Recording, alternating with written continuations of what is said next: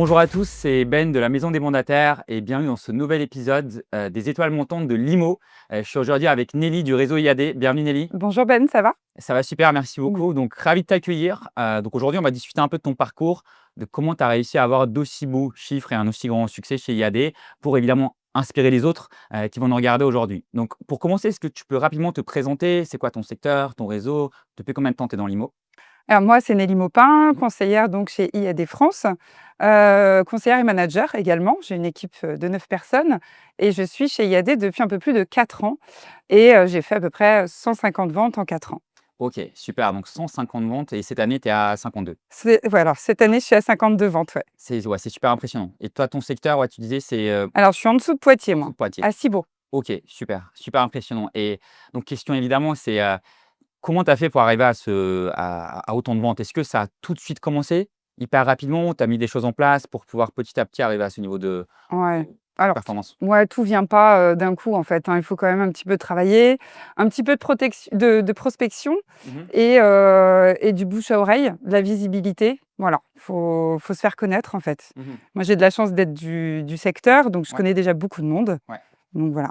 Tu disais, tu as fait 52 ventes. Sur ces 52, c'est quoi? C'est du bouche à oreille? Tu disais que tu utilisais aussi pas mal les réseaux. Est-ce que tu peux nous raconter un petit peu d'où viennent ces 52 ventes? Alors oui, bouche à oreille énormément, les réseaux, j'utilise énormément les réseaux, Facebook, Mhm. et après, de la visibilité, sur le terrain D'accord. avec, des pancartes. OK, bon, tu nous raconteras tout ça parce que tu as fait pas mal de stratégies un peu différentes. Je sais que tu es aussi pas mal, au niveau de ChatGPT, l'IA, c'est aussi quelque chose que tu maîtrises beaucoup. Donc on va creuser un peu tout ça. Je pense qu'il y a pas mal de choses, intéressantes pour, les personnes qui nous regardent. Mais avant d'aller là-dedans, est-ce que tu peux juste me dire quels ont été tes débuts dans l'IMO? Quand est-ce que tu as commencé? Qu'est-ce que tu faisais avant? Voilà. Alors moi, j'ai commencé donc il y a un peu plus de 4 ans. Avant, j'étais donc cuisinière, donc fonctionnaire, Mmh. avec tous mes week-ends, toutes mes vacances scolaires. Le luxe, mais je m'ennuyais dans mon travail et encore avant, j'étais caissière. Donc je viens D'accord. pas du tout du milieu de l'immobilier. Je me suis formée, sur le tas, en direct avec ma marraine et puis avec, toutes les formations que IAD propose.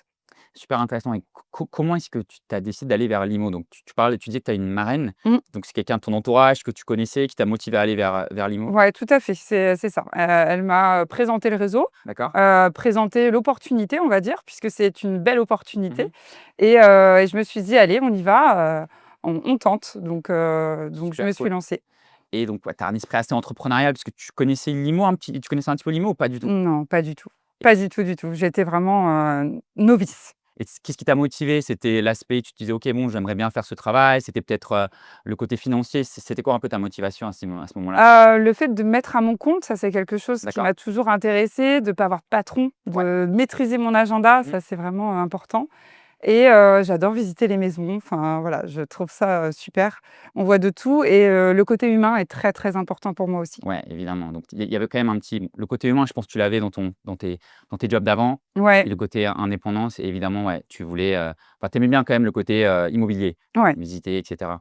Est-ce que tu as fait quelques tu accompagné un petit peu, par exemple, ta marraine avant de commencer? Tu oui. as fait un peu des tests? Tu peux nous raconter un petit peu comment tu as fait, Oui, bah, on déjà, elle me présente le réseau, le côté financier aussi, hein. Il faut savoir que Mmh. pour se lancer, bah, voilà, hein, tout tombe pas, du jour au lendemain. Mmh. Donc il faut avoir ou une petite trésorerie Ouais. d'avance ou voilà. Mmh. Et après je l'ai suivie sur le terrain pour voir si c'est quelque chose qui pouvait me correspondre, en Ouais, fait. ouais. Et je me suis dit: «Bah oui, elle y arrive, pourquoi j'y arriverais pas?» Donc je me suis lancée. Trop cool et on en parlait un petit peu avant, tu as fait des sacrifices au début. Mmh. Donc combien de temps tu mets à rentrer ton premier mandat? Est-ce que tu peux nous raconter un petit peu justement les sacrifices que tu as fait pour arriver à tenir pendant ces premiers mois sans mandat? Voilà. Alors moi, du coup, comme j'étais fonctionnaire, je n'avais pas de chômage, Ouais. donc j'ai pris une disponibilité au niveau de mon travail et pour avoir un petit peu d'argent de côté, parce qu'il faut compter à peu près 6 mois D'accord. pour se lancer. Mmh mh. Donc je me suis dit: «Allez, bon, on va revendre notre caravane». Mmh. Donc on a revendu notre caravane avec laquelle on partait en vacances, Mmh. qui nous a donné, 6-7 mois de répit, Mmh. financièrement, on va dire, parce que moi, je touchais 900 € à l'époque, hein, Ouais. donc là, 7 000 € la caravane, tout allait bien. Donc j'ai tenu 9 mois, 7 mois, pardon, et au bout de ces 7 mois, j'ai signé, 6 actes authentiques. Waouh, OK. Donc j'ai pu, voilà, me lancer officiellement au bout de 6-7 mois. Donc on peut dire que tu croyais quand même beaucoup en toi. C'est-à-dire tu y es allé, all in et tu t'es dit: «OK». Ouais, c'est un gros pari quand même, hein, Ouais. parce qu'il y avait une pression derrière, hein. Tu déjà des enfants aussi, tu me disais? Ouais, 2 enfants, une maison à payer, donc voilà, mon salaire, même s'il était pas élevé à l'époque, Mmh. on en avait besoin. Ouais, bien sûr. Donc c'était un coup de poker et j'ai tenté le coup de poker. Bah, écoute, tu as très J'ai bien bien fait fait. vu les Ouais. vu les résultats. Tu penses que dans ces premiers mois et après, qu'est-ce qui a fait que tu as aussi bien réussi? Est-ce que tu as mis des stratégies en place? Tu avais une routine, quelque chose de différent des autres? C'est quoi ton retour là-dessus? Alors je pense qu'il y a aussi eu une période assez intéressante. Je me Mmh. suis lancée en 2021, donc D'accord. l'après-covid, Ouais. donc c'était assez intéressant en termes d'immobilier. Mmh. Le bouche à oreille, j'ai tout de suite mis en place, rapidement, de la prospection, des affiches, des pancartes et beaucoup les réseaux sociaux, ouais. En fait, j'avais déjà un petit portefeuille de clientes Mmh. puisque je faisais de la VDI déjà depuis 10 ans D'accord. et j'ai utilisé, ce petit, portefeuille de clients, en fait. OK, donc super intéressant. Donc tu as fait des parcs de pancartes en vrai, donc dans la vraie vie. Tu as fait réseaux sociaux, tu fais beaucoup, Facebook, il me semble? Facebook, ouais. Mmh. Ouais et tu as aussi utilisé l'IA, tu me disais, donc tu as fait des formations avec Mysteria que sûrement quelques-uns Oui. connaissent et tu utilises, l'IA pour faire quoi dans ton quotidien? Alors moi, ça m'aide beaucoup pour, reformuler des mails. D'accord. Ça me fait gagner beaucoup de temps, fabriquer des images aussi maintenant, puisque Mmh. maintenant on peut aussi, faire des images après pour des réponses, des questions, enfin, je m'en sers vraiment principalement pour les mails et pour me faire gagner du temps, en fait. Super intéressant, ouais. En faisant toutes ces interviews, je vois vraiment quelques similarités entre les top performers. Il y a le premier côté, ce côté avoir faim et avoir vraiment envie d'aller faire ses chiffres, être discipliné et le deuxième côté, c'est quand même aussi une curiosité, une ouverture d'esprit par rapport aux nouvelles méthodes de prise de mandat, voilà, toutes ces choses-là. J'ai l'impression que c'est un peu, ce qui fait votre point commun. D'après toi, qu'est-ce qui fait la différence entre un bon et un très bon mandataire? Alors moi, sans hésiter, je pense que l'humain, Mmh. c'est la base. En fait, on n'est pas que agent immobilier, on n'est pas que mandataire immobilier, on est aussi, psychologue. Ouais. Parce qu'on rentre quand même dans la vie des gens et il faut s'adapter. Il faut s'adapter aux gens qu'on a en face de nous. Ça peut être suite à une succession, Ouais. ça peut être des divorces, ça peut être, enfin voilà, il y a beaucoup de schémas et je pense que si on n'a pas cette, possibilité de s'adapter, bah, ça sert à rien de faire l'immobilier, en fait. Ouais, non, je comprends tout à fait. Donc et quand tu vas voir chacune de ces personnes, tu essaies de te mettre à leur place. Ouais, Peut-être parfois il y a des, ils faut peuvent écouter, oui, faut voir si, s'ils sont plus pressés, moins pressés, s'ils veulent qu'on prenne le temps, mmh. si enfin, vraiment, moi, je pense qu'il faut être à l'écoute. Ouais, ouais, non, tu as tout à fait raison. Je pense que même un premier achat de résidence principale pour un jeune couple, C'est ça. même là, c'est assez chargé émotionnellement. Ils ont peur de Ils ont faire des une craintes, hein. erreur. Ouais, Ils ont des craintes, ouais, ils ont des souvent, craintes. beaucoup de craintes Donc et donc faut les rassurer ouais, en permanence.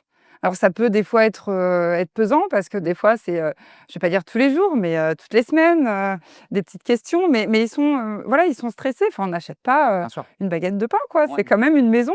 C'est toute une vie donc l'humain pour moi, c'est la base. Ouais, totalement, super intéressant et je pense que, ouais, c'est ce qui fait vraiment la différence pour avoir acheté moi aussi, qu'on a Mmh. un agent immobilier ou un mandataire immobilier qui nous conseille, qui nous rassure, c'est super, avec des vrais chiffres et des Ouais. vrais faits. C'est vrai que c'est super intéressant. OK, trop cool et est-ce que tu peux donc tu as choisi IAD, est-ce que tu peux nous dire un petit peu pourquoi tu as choisi IAD? Donc tu connaissais quelqu'un, mais quel est l'impact d'IAD? Quels outils est-ce que tu utilises, dans ton quotidien? Alors moi, IAD, j'ai regardé quand même les autres réseaux avant de me lancer. Mmh. Effectivement, la différence avec IAD, c'est le nombre. D'accord. On est près de 15 000 et donc on a une très grosse visibilité. Donc ça, pour moi, ça a été, la base, me dire: «Voilà, je veux être connue, je veux être dans une marque Mmh. connue». Ouais. Donc la visibilité. Ensuite, il y a eu, le côté où on n'est pas sectorisé. Mmh. Voilà, donc là, je peux vraiment, aller vendre n'importe où. Ça peut être en Italie, enfin voilà, on a ouvert tellement de pays maintenant qu'on peut aller vendre, où on veut, Mmh. et créer mon équipe aussi. Ça, c'est quelque chose d'important. D'accord, Donc OK mon fonds de commerce. et en termes d'outils aussi, tu me disais que tu utilisais beaucoup l'outil, d'estimation? On a un très bel outil, on a énormément Ouais. d'outils, hein, chez IAD, et un outil pour estimer les maisons qui nous facilite la vie et qui est très, très simple à utiliser, ouais. Trop cool. Si tu devais donner un conseil à un mandataire qui débute ou juste qui a envie de passer un cap, ça serait quoi? Bah, bien choisir son réseau déjà, où on se sent à l'aise et où on puisse, voilà, s'épanouir. Mmh. Avoir un bon parrain ou une bonne marraine qui puisse, Ouais. aussi nous former comme il faut. Ça, c'est très important. Il faut avoir le goût, voilà, d'être entrepreneur, d'aimer les gens, et voilà, c'est la base, en fait. C'est déjà beaucoup. Ouais.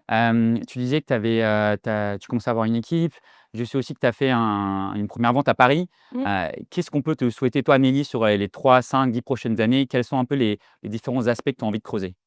Alors oui, là, j'ai une équipe, je suis manager et j'ai 9 personnes. Mmh. L'idée, c'est de pouvoir, consolider cette équipe, et de la faire grandir.